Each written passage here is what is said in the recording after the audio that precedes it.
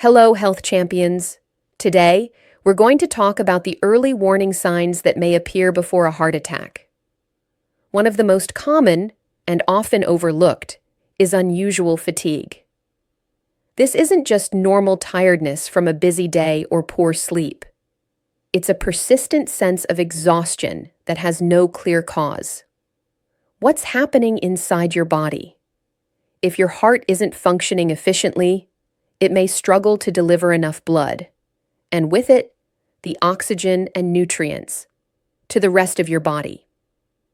One condition associated with this is edema, which refers to fluid retention and poor circulation, often stemming from inadequate blood flow. Your heart is a muscle, and like every muscle, it requires fuel to perform. When the heart is overworked and under-resourced, it becomes less effective at pumping blood. This means less oxygen reaches your tissues, and your body produces less energy overall. The result? You feel tired, drained, and weak, even without exerting yourself.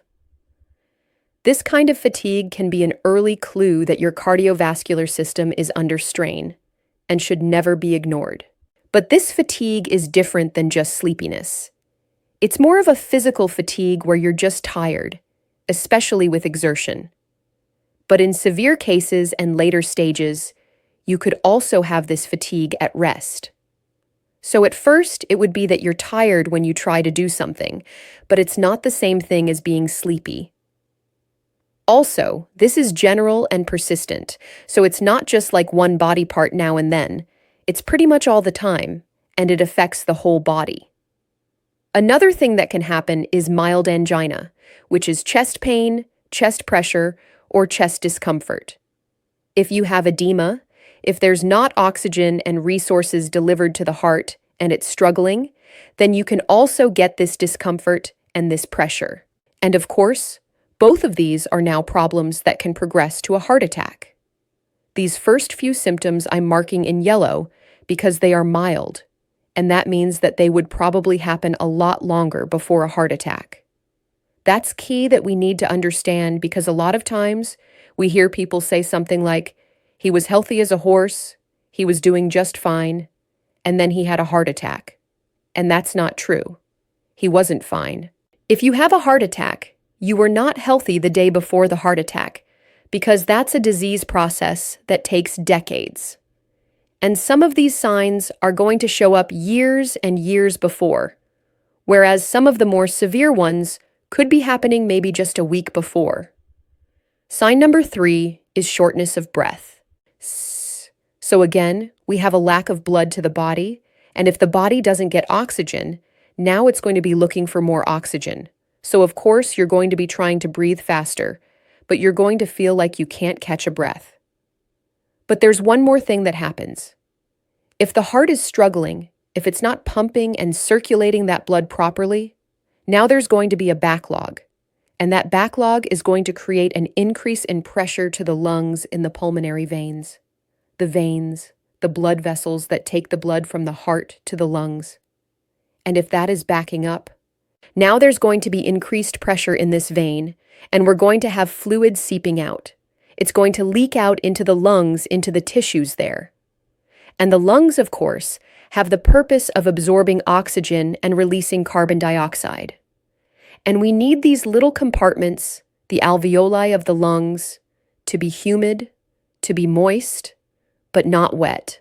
And by the way, if you spread out the total surface of these little alveoli, it's about the size of a tennis court, so it's a huge surface. But if we have leakage, now there's going to be less of a gas exchange. The surface area is going to be reduced, and we're not going to have the same capacity to absorb oxygen and get rid of carbon dioxide.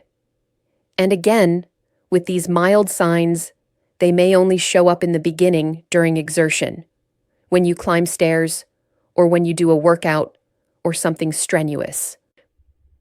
But as this progresses, then these signs could show up even at rest. Sign number 4 is that you could be sweating even though you're at rest. You're not exerting yourself, you're not exercising, and yet you're sweating. And the reason is that when your heart has stress, because it's not getting the resources. Now we have a stress response. Because when the heart is stressed, that's a significant stress on the body. And we activate the sympathetic nervous system. And part of that sympathetic nervous system is increased sweating, just like during a fight or flight response. So if you have a bear chasing you, or if you're running, then it's normal for that sympathetic activation to happen, but it can also happen if the heart is stressed. Number 5 is unexplained weakness, and now we have shifted to orange, meaning that these are more severe. These are like moderate severity of signs and symptoms, and this is different than the general fatigue. This is more of a physical weakness, and this often can be more localized, so it's almost like your legs don't carry you, or your arms won't perform the work.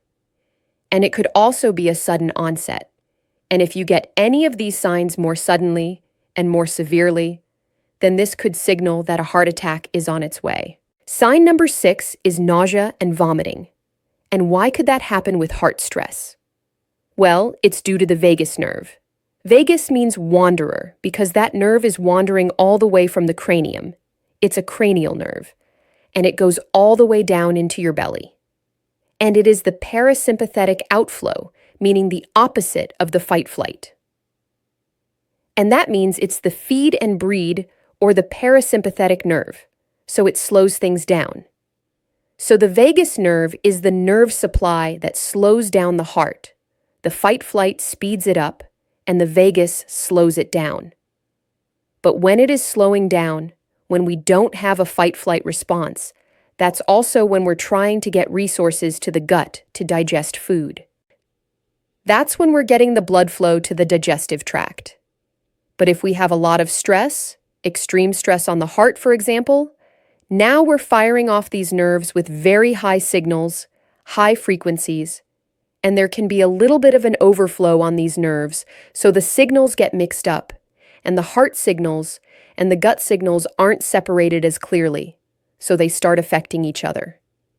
And now, if we have heart stress, the body is reacting with nausea and vomiting. Sign number 7 is that you could get dizzy or lightheaded. And why is that? Because we said that when the heart doesn't get the resources, it decreases the output. And the hardest place to get the blood to flow is, of course, against gravity. And the head is the furthest away from the heart in terms of gravity. So if we reduce the cardiac output, now the brain can suffer because there's less blood flow to the brain. If there's less blood flow, there's less nutrients, less oxygen, and we could experience some lightheadedness. So some of these signs are early signs, and some are medium or moderate signs. And we really want to do something as soon as possible, because once we get into the severe signs that we're going to talk about, very often it can be too late. It may just be the time that we're having that heart attack the same day or the next day. And if we understand that the degeneration of the heart is closely linked to metabolic disease, to the foods we eat, how we exercise, to the stress we have, all the different things that I talk about on this channel, we talk about chemical stress, which is environmental toxins and good food or bad food. We talk about exercise, which is sedentary living versus movement, and we talk about stress, which is where you have peace of mind versus feeling overwhelmed. So if we do something about this early, if we understand how it affects the body, then we can prevent this, or we can restore health to a degree. And while it's not the only factor, the number one cause is insulin resistance and metabolic disease, and that's why I talk so much about it on this channel. And there are also 5,600 other videos that talk about these concepts so that you can understand them properly. And if you really want to dig into the details, I've also done a blood work course where we analyze this stuff in a little bit more detail, and I put a link down below for you if you want to check that out. Sign number 8 is severe pain or pressure across the chest, and some people have described this as if an elephant is sitting on them. A crushing chest pressure. And this is because of significant blockage. There's a significant reduction in blood flow to the heart, and now the heart is really suffering. And when it gets this severe, that could be that final warning. So if you have experienced something like that, don't ignore it. Make sure that you get checked out and you do something about it. Sign number 9 is also very severe. It is when you have pain and it's radiating out into the left arm. And you could also have this pain in the jaw, in the neck, or in the shoulders. And the reason that we get this is called referred pain, and it's kind of like the vagus, that nerve signals can get mixed up if they're close to each other and where they're coming off the spine.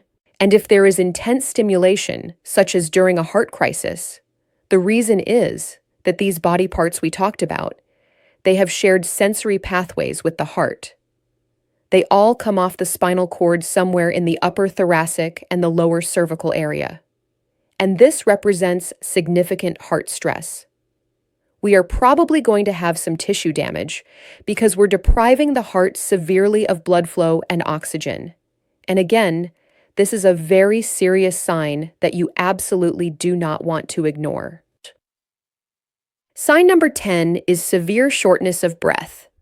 We mentioned before that you could have some mild shortness of breath with exercise. Well, when it gets severe, you're probably going to have it all the time, even at rest.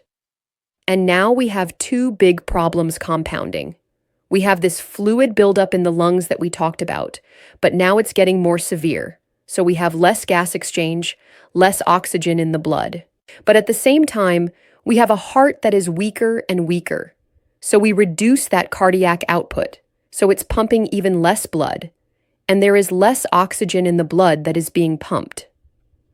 So it's like this vicious cycle now, and we have a severe compromise of our cardiovascular function, and that heart is in severe distress.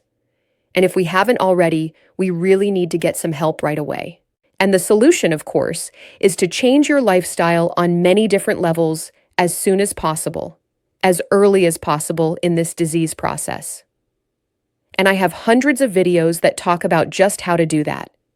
If you enjoyed this video, you're going to love that one. And if you truly want to master health by understanding how the body really works, make sure you subscribe, hit that bell, and turn on all the notifications so you never miss a life-saving video.